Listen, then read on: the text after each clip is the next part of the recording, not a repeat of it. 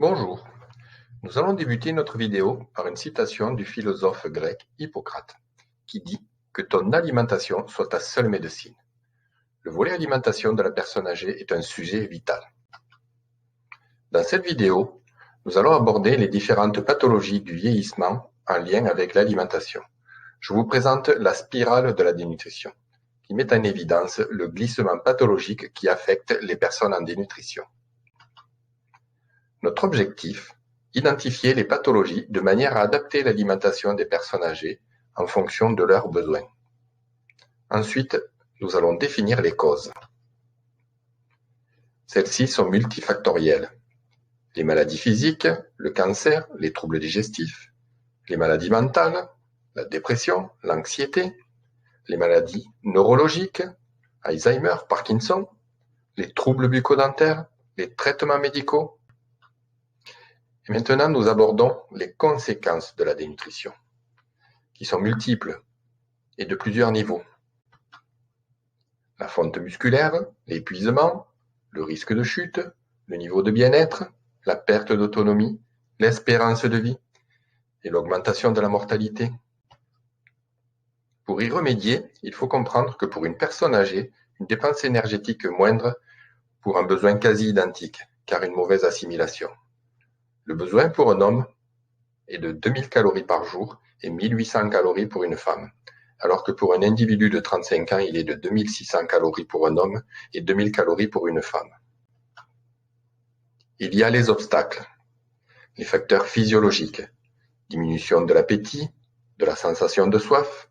Il n'est pas rare d'avoir un syndrome de la déshydratation associé à la dénutrition. Une mauvaise perception du goût, de l'odorat, difficulté de mastication, problème de déglutition, digestion ralentie.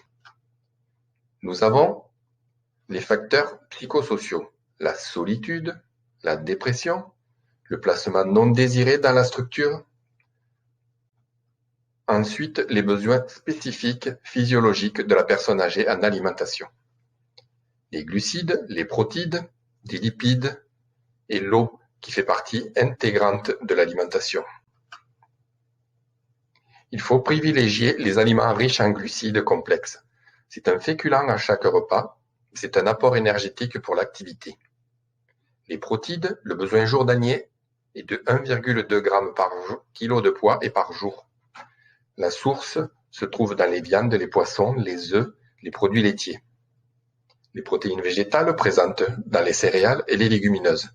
Ne pas oublier la diversité des apports.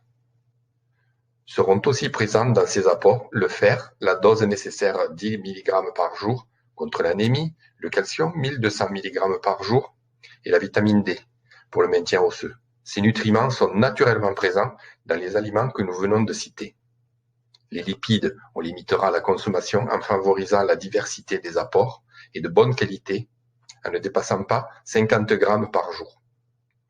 L'eau et les fibres, dont la quantité nécessaire par jour est de 2,5 litres, dont 1,5 litre d'eau.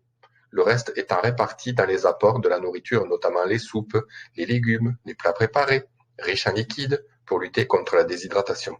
Il faut consommer au moins 5 fruits et légumes par jour et on n'oubliera pas les fruits à coque. On respectera les régimes hyper, hypo et sans. Nous abordons la phase de repérage. Les signes. Des carences, une perte de poids, la sarcopénie, c'est la fonte musculaire, l'asthénie, c'est une fatigue chronique, des infections diverses, la constipation. Enfin, les solutions. Favoriser l'appétit par un assaisonnement faisant la part belle à l'utilisation des herbes aromatiques, des épices, de manière à relever la saveur des plats.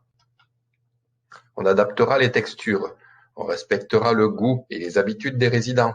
On mettra en avant la présentation des plats dans un contexte convivial en respectant une prise de 3 repas par jour et 2 collations.